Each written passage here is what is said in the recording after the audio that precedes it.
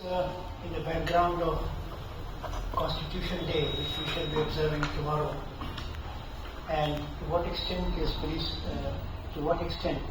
are police reforms relevant, and to what extent police reforms validate the Constitution, or to what extent the Constitution would be better upheld and better implemented if police reforms are implemented.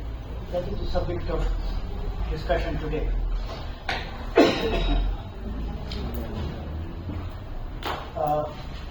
First of all, I intend to divide my lecture in some parts. Part 1, I'll give you a general introduction about the Indian police. You should know very briefly what our profile is. Part 2, I will deal with the second part, why do we need police reforms? Part 3 will be what do we understand by police reforms? And part 4,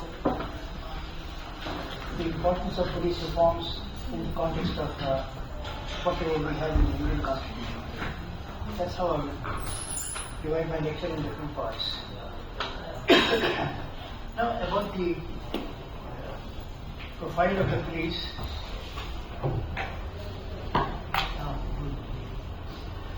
This will just give you a general idea about the profile of the Indian police. We have a formidable force of about 2.5 million. This is the state police, and we have another 1 million of central armed police forces. Now, on the face of it, it may appear a tremendous force, and it is a huge number, more than 3 million of policemen spread across about more than 25,000 police stations. But if you go into the nitty-gritty, you find that we are very short of the required manpower, and that is considering the huge population that we have. At present, we have policemen sanctioned by 100,000 per lakh of population. Sanctioned is about 192, but boots on the ground, or you can say men on the ground, are about 150 only. That works out to a large number of vacancies. और आ गया, यहाँ से आ गया.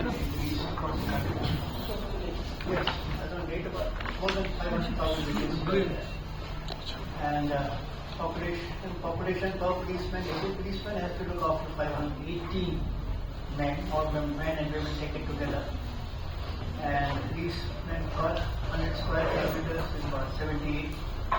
Women police strength is 10% of the total police force. It is increasing every year and at a very fast rate. People are in a hurry, they want that to be 3%. When I say it's fine, yes, it is 3%, but then we can only recruit out of the women to come forward. We can't drag them out of their houses that you have to join the police. So women are coming forward in large numbers, and they are being recruited also in large numbers. And the graph is going up steadily, and I think in a matter of few years we should be reaching the figure of 23%, which is the objective. What is it at present? What is it at present? At present, the present strength is given here. It's what 8%, 8.73%. It is 1,69,550. It is given in the slide. Now, this is the status of policing. It was a report published by Common Cause in conjunction with some other NGOs. And because it is an independent study, so I thought I should bring to your notice what were their conclusions. They said that police in India, as I said, we have a large number of vacancies, and this was confirmed by them. They said they work at 77% of their sanctioned strength. And on an average, a police person works for 14 hours a day, which is a lot, and with no holiday, mind you, with no holiday, no Dussehra, no Diwali, no Eid, no Bakrid, nothing. Just you work 14 hours a day and round the year. So which tells upon that it's a great strain on them physically and mentally, and it has a long-term effect of adverse effect on their health. 3 out of 4 personnel, is mentioned here, 3 out of 4 personnel reported that workload is affecting their physical and mental health. And as for training, only about 6.4% of police personnel were provided in service training during the last 5 years. And The facilities are very meager at the police station. You will find that 1 out of 10 police stations has no drinking water facility. And premature transfer of officers has gradually come down as a result of the petition which was filed by me. And pressure from politicians is the biggest hindrance to crime investigation. I repeat, this pressure from politicians is the greatest hindrance in fair investigation of cases.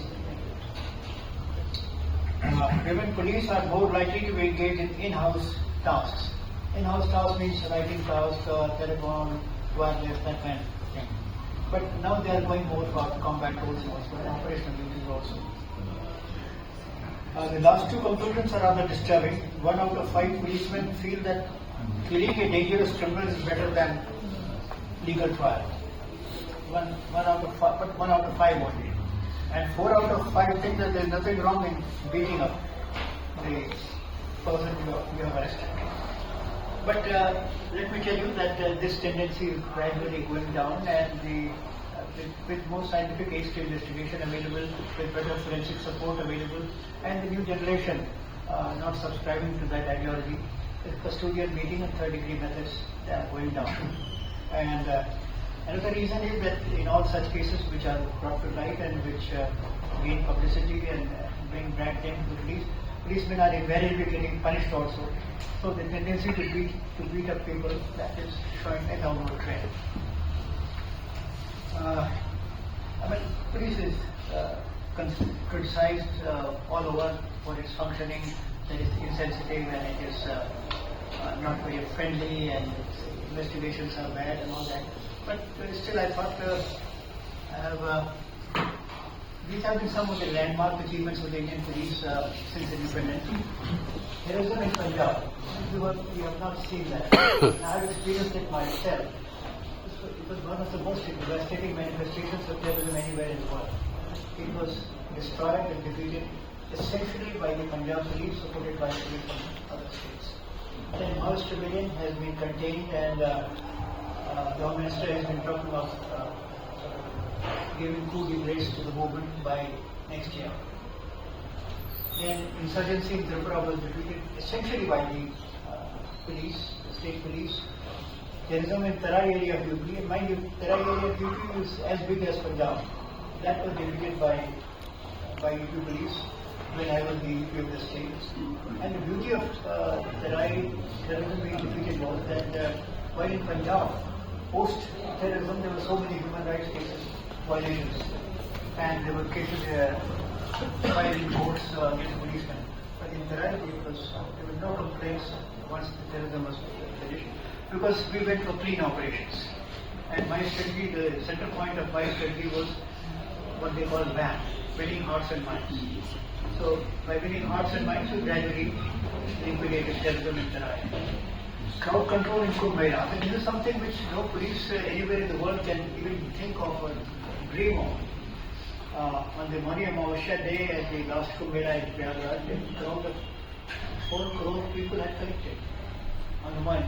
And in the total spread of the Kumbh Mela, which went on for about 49 days, a total of over 24 crore people attended the Kumbh Mela. Now, when I mention these figures to any foreign audience, they just can't believe it. They just can't believe 4 crore people assembling at one place. At one place and trying to take a holy dip at a given hour which is considered auspicious. So crowd management is also something that on a massive scale. Border management, see, our borders are,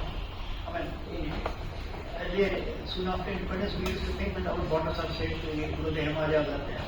And then we have a long coastline, so wo bhi samundar bacha raha hai, wo bhi bache hue hain. But now the entire coastline has to be defended ever since the Bombay terrorist attack.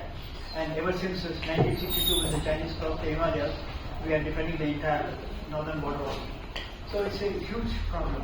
About 25,000 kilometers we have to defend 24 hours a day and 365 days a year.